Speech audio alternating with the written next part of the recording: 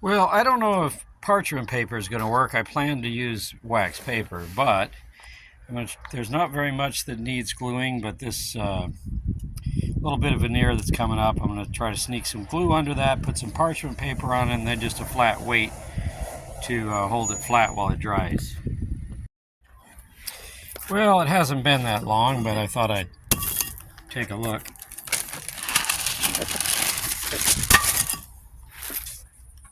Ooh, still pretty kind of wet and not all together stuck down.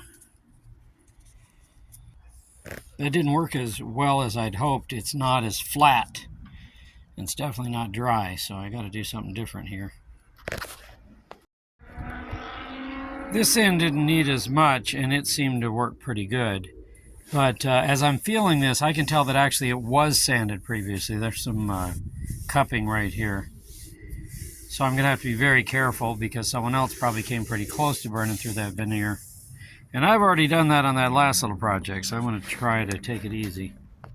Well, I'm trying to film with the Sound of Freedom overhead as usual. That's the F-35 Lightning on training missions above, usually a flight of 4. I've never used this pre-stained conditioner before. I've always just stained, but I'm getting such bad results lately that I'm thinking that I should try that. Where I fixed the veneer, it's going to need some kind of touch-up because it's just not... You can tell it's been damaged, but it's not too bad.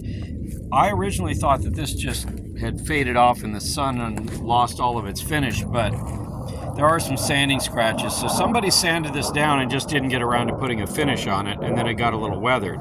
So I'm not going to make that mistake. I'm going to use some pre-stain. I'm going to stain it, and then I'm going to put some finish at least on the top to protect it.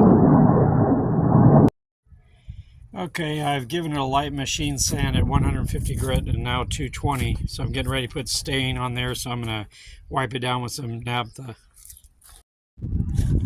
You can see that beautiful walnut grain. It's got different colored wood on this edge, which I kind of like, but I'm going to stain it to match because I think that's going to look more original.